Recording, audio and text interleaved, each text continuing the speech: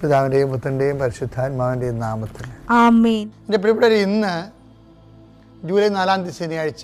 അമ്മേ പരിശുദ്ധ അമ്മേ, അമ്മേ പരിശുദ്ധമേ, ദൈവമാതാവേ, കൃപാസനത്തിലൂടെ ഞങ്ങൾക്കും ഞങ്ങളുടെ ദേശത്തിനും അമ്മ മധ്യസ്ഥം തേടി തന്ന എല്ലാ അനുഗ്രഹങ്ങൾക്കും കൃപകൾക്കും ഞങ്ങളിപ്പോൾ ഹൃദയം നിറഞ്ഞ നന്ദി പറയുന്നു.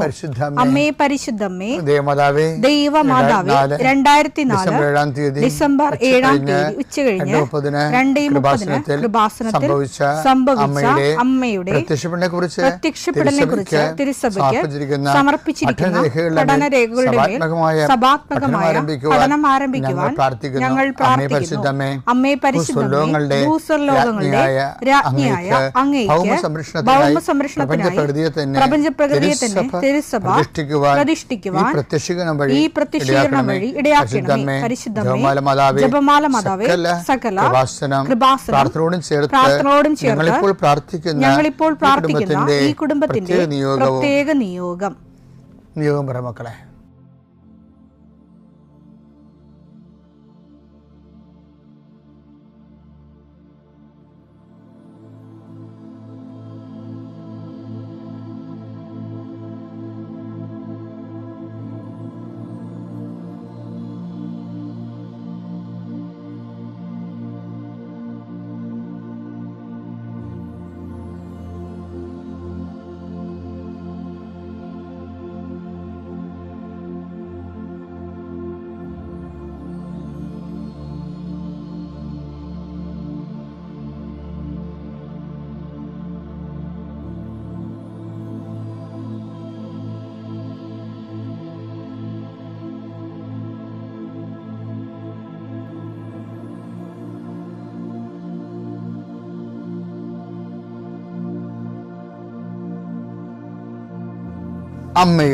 അമ്മയുടെ പ്രത്യക്ഷീകരണത്തിന്റെ ഈ അനുഗ്രഹവേളയിൽ ഞങ്ങൾക്ക് സാധിച്ചു തരുവാൻ കനിയണമേ.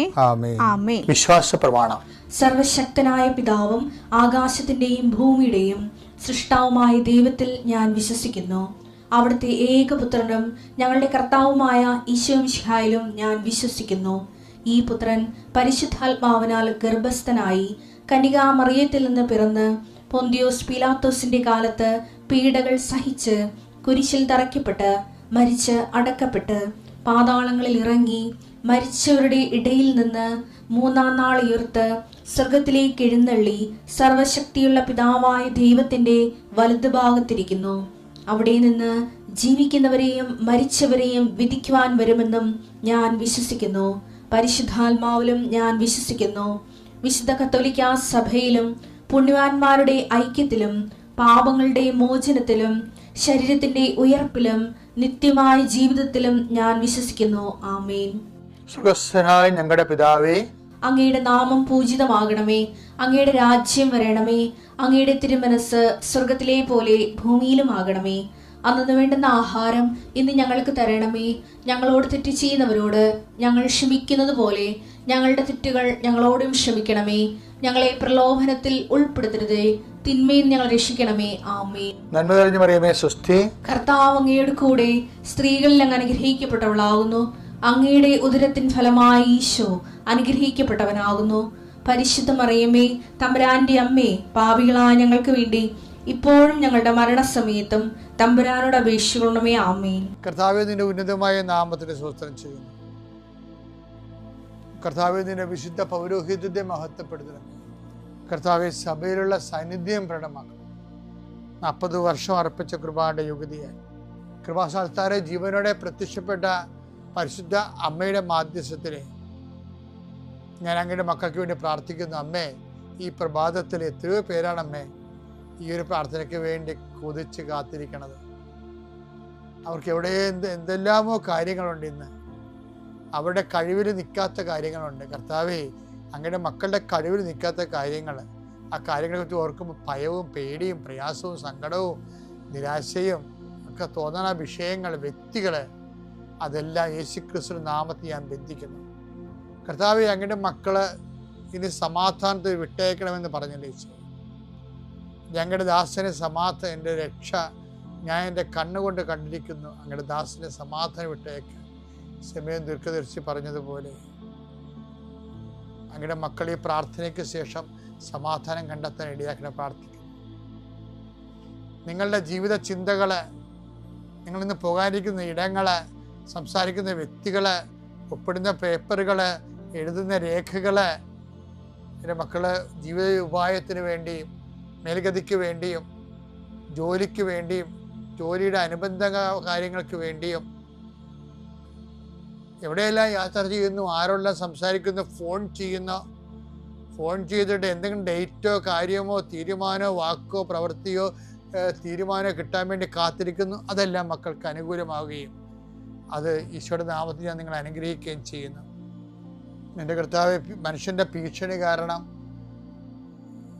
മനസ്സിന് സമാധാനം നഷ്ടപ്പെട്ടവരെ, അവരെ നീ ഏത് ഭവനത്തിൽ പ്രവേശിച്ചാലും ആ ഭവന സമാധാന ആശംസ അറിയിച്ച കർത്താവേ, നിന്റെ നാമത്തിൽ നെഞ്ചിലും നെറ്റിലും മുദ്രവാങ്ങി നിന്റെ നാമത്തിൽ വിശ്വസിക്കുന്ന ഒരു മനുഷ്യനെയും ആരും ഭിക്ഷപ്പെടുത്താൻ അനുവദിക്കരുത് കർത്താവേ. അവരെല്ലാം ശത്രുക്കളെ കാണുക വിരുന്നൊരുക്കുന്ന ദൈവത്തിൻ്റെ ശക്തിവിശേഷം നിനക്കായി വിരുന്നൊരുക്കട്ടെ. നിന്റെ എല്ലാ ശത്രുക്കളുടെയും മുന്നിൽ നിത്യം പിതാവും പുത്രനും പരിശുദ്ധാത്മാവ് സർവ്വീശ്വര എന്നേക്കും ആമേൻ. എൻ്റെ പ്രിയപ്പെട്ടവർ, നമ്മൾ ഇന്നലെ ഒരു വചനം കണ്ടല്ലേ? ഇന്നലെ എന്ത് വചനം കണ്ടേ? സഭാപ്രസംഗി 7:29. അതൊന്ന് വായിച്ചേ. ഇന്നലെ വായിച്ചത് ദൈവം മനുഷ്യനെ സരള ഹൃദയനായി സൃഷ്ടിച്ചു, എന്നാൽ അവന്റെ സങ്കീർണ പ്രശ്നങ്ങൾ അവന്റെ തന്നെ സൃഷ്ടിയാണ്. അപ്പൊ ഈ സങ്കീർണത ഉണ്ടാക്കണില്ലേ ജീവിതത്തില് വളരെ ലളിതമായൊരു ജീവിതമായിരുന്നു. അതിന് സങ്കീർണത ഉണ്ടാക്കിയത് ആരാണ്? ദൈവമല്ല, നമ്മൾ തന്നെയാണ് ഉണ്ടാക്കിയത്. അല്ലെങ്കിൽ നമ്മളെ കൊണ്ട് ആരെങ്കിലും ഉണ്ടാക്കിച്ചായിരിക്കും. ജീവിതം സങ്കീർണമാകുന്നതിനോട് ദൈവം ഒരു വിമുഖതയുള്ള ആളാണ്. ജീവിതമേ, കാര്യം ജീവിതം ബേസിക്കായിട്ട് സങ്കീർണമല്ല, അത് ലളിതമാണ്. അപ്പം ദൈവത്തിൻ്റെ ഒരു കാഴ്ചപ്പാട് നമ്മളാണ് നമ്മുടെ ജീവിതത്തിനെ സങ്കീർണമാക്കിയെന്നാണ്. എന്ന് വെച്ചാൽ എന്താ? ദൈവത്തിൻ്റെ അല്ലാത്ത വഴികൾ തിരഞ്ഞെടുത്തു. അത് പറയല്ല, എൻ്റെതല്ലാത്ത പദ്ധതികൾ നിരൂപിച്ചവർക്ക് ദുരിതം വന്നു. എടുത്തേ യെശയ്യാ 30:1. കർത്താവ് അരുളി ചെയ്യുന്നു, എൻ്റെതല്ലാത്ത പദ്ധതികൾ നടപ്പിലാക്കുകയും എനിക്ക് അഹിതമായ സഖ്യം ഉണ്ടാക്കുകയും ചെയ്ത് പാപം കുന്നുകൂട്ടി. അതാണ് ജീവിതത്തെ സങ്കീർണമാക്കണം എന്ന് പറയുന്നത്. പാപം കുന്നുകൂട്ടി എന്ന് പറയുമ്പോൾ പാപം കുന്നുകൂട്ടുന്ന ഒരു പദ്ധതിയാണെങ്കിൽ ഓർക്കുക, അത് ദൈവത്തിൻ്റെ അല്ലെന്ന്. അത് മനസ്സിലാക്കാനുള്ള കോമൺ സെൻസ് പോരെ? വിവേചനമായിട്ട് പരിശുദ്ധാത്മാവ് ദാനം വേണോ? പാപം കുന്നുകൂട്ടിയ അനുസരണമില്ലാത്ത സന്തതികൾക്ക് ദുരിതം. ഈ ദുരിതം ഉണ്ടാക്കുകയും അതിൻ്റെ ബൈ പ്രോഡക്റ്റായിട്ട് പാപങ്ങൾ ഉണ്ടാകുകയും ചെയ്യുമ്പോൾ ഓർക്കുക, ആ പദ്ധതി നമ്മളുണ്ടാക്കിയതാണ്. അത് സഭാപ്രസംഗം 7:29 പറയുന്ന പോലെ ദൈവം സരളഹൃദയനായിട്ട് സൃഷ്ടിച്ചു. സങ്കീർണങ്ങളായ പ്രശ്നങ്ങൾ നമ്മുടെ തന്നെ സൃഷ്ടി കൊണ്ടാണ് ഈ പാപം കുന്നുകൂടിയതും ദൈവത്തിൽ നിരക്കാത്ത ബന്ധം ഉണ്ടാക്കിയതും. അപ്പോൾ ദൈവത്തിൽ നിരക്കാത്ത ബന്ധം ഒരു ബന്ധം, അത് വിവാഹബന്ധമായാലും മനസ്സമ്മതമായാലും നിനക്കിഷ്ടപ്പെട്ടാൽ നല്ല ചിന്തിക്കേണ്ടത് ദൈവത്തിൽ നിരക്കുന്നതാണോ എന്ന് ചിന്തിക്കണം. അപ്പോൾ കുറേയൊക്കെ നമുക്ക് അന്വേഷിച്ചാൽ അറിയാൻ പറ്റും. കുറേയൊക്കെ നമ്മൾ പലവട്ടം പ്രാർത്ഥിക്കേണ്ടി വരും. പലവട്ടം അതിൻ്റെ ഓരോ വിശദാംശം കിട്ടാൻ വേണ്ടിയേ, വിശദാംശം കിട്ടാൻ വേണ്ടി പെസ്കാനിങ് ഉണ്ട്. അതുപോലെ പ്രാർത്ഥിക്കുമ്പോൾ നമുക്ക് ജനറൽ മെസ്സേജ് കിട്ടും, ഡീറ്റെയിൽ കിട്ടത്തില്ല. അപ്പോൾ പെസ്കാനിങ് പോലെ ഡീറ്റെയിൽ കിട്ടാൻ വേണ്ടി നമ്മൾ വീണ്ടും ആ വിഷയം പ്രാർത്ഥിച്ചു പോകണം. അത് നമുക്ക് അന്വേഷിക്കാൻ പറ്റുന്നതൊക്കെ അന്വേഷിക്കുകയും ചെയ്യണം, പ്രാർത്ഥിക്കുകയും ചെയ്യണം. നമ്മൾ ഒരിക്കലും സ്റ്റിക്ക് ഓൺ ചെയ്യരുത്. സ്റ്റിക്ക് ഓൺ ചെയ്താൽ നമ്മൾ ശരിക്കും പറഞ്ഞാൽ ദൈവപദ്ധതി അറിയാത്ത അന്ധന്മാരായിട്ട് മാറും. അപ്പം അതെന്താ വിഷയം? അങ്ങനെ എന്താ ചെയ്യണമെന്ന് വെച്ച് കഴിഞ്ഞാൽ, ഇപ്പം ഞാനൊക്കെ ആണെങ്കിൽ എന്ത് ചെയ്യുമെന്ന് ഞാൻ പറയാം. ഒരു വിഷയം വന്ന് ഞാൻ എന്ത് ചെയ്തത്, ഞാൻ ചെയ്യണത്, ഇപ്പോൾ എനിക്കൊരു വിഷയം വന്നു, എനിക്കത് ഗെറ്റ് ചെയ്യാൻ പറ്റുന്നില്ല എന്ന് കണ്ടാൽ ഞാൻ ദിവ്യകുർബാന എടുത്തിരിക്കും. ദൈവകാലത്ത് ഇരിക്കും. എന്തിനാ അങ്ങനെ ഇരിക്കണത്? നമുക്കറിയാം അത് ആ ഇരിപ്പിന് കുറേ വചനങ്ങളുണ്ട്. കാര്യം നിൻ്റെ മുമ്പിൽ നിന്ന് ഞങ്ങൾ എവിടെ പോകും? പത്രോസ് ചോദിക്കണില്ലേ, നീ അല്ലാതെ ഞങ്ങൾ എവിടെ പോകും? പത്രോസിന്റെ വല്ലാത്ത ചോദ്യങ്ങൾ ഒരെണ്ണമാണത്. അടുത്ത ആ വചനം എടുത്തേ. യോഹന്നാൻ 6:68. കർത്താവേ, ഞങ്ങൾ ആരുടെ അടുക്കിലേക്ക് പോകും? നിത്യജീവന്റെ വചനങ്ങൾ നിന്റെ പക്കലുണ്ട്. അപ്പൊ നിന്റെ പക്കൽ നിന്ന് വരുന്ന വചനങ്ങൾക്ക് നിത്യജീവൻ ഉണ്ടെന്നതിൻ്റെ അർത്ഥം. അപ്പൊ ടെമ്പററി സൊല്യൂഷൻ അല്ല അതിൻ്റെ അകത്ത് ഉള്ളത്, ഒരു പെർപ്പച്വൽ സൊല്യൂഷനാണ് വരാൻ പോണത്. അതുകൊണ്ട് ഞങ്ങൾ ആരുടെ അടുക്കിലേക്ക് പോകുന്നുള്ള ഒരു ഒറ്റ വാക്ക് മതി, എല്ലാത്തിൻ്റെയും താക്കോലാണത്. നീ എപ്പോൾ നോക്കിയാലും കർത്താവിൻ്റെ മുമ്പിൽ എങ്ങനെ കറങ്ങി തിരിഞ്ഞ് വന്നാലും കർത്താവിൻ്റെ മുമ്പിൽ ഉണ്ടാകണം. കുർബാന ഞാൻ കഴിഞ്ഞ ദിവസങ്ങൾ ആൾക്കാരോട് പറഞ്ഞു, നിങ്ങൾ കുർബാന കഴിഞ്ഞു കുറച്ച് നേരം കർത്താവിൻ്റെ അടുത്ത് ഇരിക്കണം എന്ന് പറയും. അങ്ങനെ ഇരിക്കുന്നത് കൊണ്ട് എന്താ ഉദ്ദേശിക്കുന്നത്? നമ്മളൊരു ഭയങ്കരമായൊരു പ്രശ്നത്തിലൂടെ പോവുകയാണ്, നമുക്ക് തീരുമാനമെടുക്കാൻ പറ്റണില്ല. അപ്പം നമ്മൾ കർത്താവിൻ്റെ അടുത്ത് ഇരിക്കുകയാണ്. ആ ഇരിക്കുന്നതിൻ്റെ അർത്ഥം എന്താണ്? 6:68 എൻ്റെ അർത്ഥം. ഞങ്ങൾ ഈ ഒരു അവസ്ഥയിൽ ഞങ്ങൾ ആരുടെ അടുക്കിലേക്ക് പോകും? ഞങ്ങളെ രക്ഷിക്കാൻ വേണ്ടി നിത്യജീവൻ്റെ വചനങ്ങൾ ദൈവം നിനക്ക് മാത്രം തന്നിരിക്കുന്നത്. അത് ദിവ്യകുർബാനയുടെ വലിയ ടോക്ക് കഴിഞ്ഞതിന് ശേഷമാണ് അതിലേക്ക് വരണത്. പിതാക്കന്മാർ മരുഭവിച്ചു, മന്ന ഭക്ഷിച്ചു, അവർ മരിച്ചു. അതുപോലല്ല ഈ അപ്പം ഭക്ഷിക്കുന്ന നിത്യം ജീവിക്കാൻ ലോകത്തെ ജീവന് വേണ്ടി ഞങ്ങൾക്ക് അപ്പം എൻ്റെ ശരീരം തന്നെയാണ്. എൻ്റെ ശരീരം ഭക്ഷിക്കുന്നതിലും ഞാൻ അവനെ ഭക്ഷിക്കുന്നു. സജീവനായ പിതാവിനെ അയച്ചത് പിതാവ് മൂലം ഞാൻ ജീവിക്കുന്നു, അതുപോലെ എന്നെ ഭക്ഷിക്കുന്നത് ഞാൻ മൂലം ജീവിക്കുന്നു പറയുമ്പോൾ യഹൂദന്മാർ ശ്രോതാക്കൾ പറയും, ഈ വചനം കഠിനമാണ്, ആർക്ക് കേട്ടുകൊണ്ടിരിക്കാൻ പറ്റും?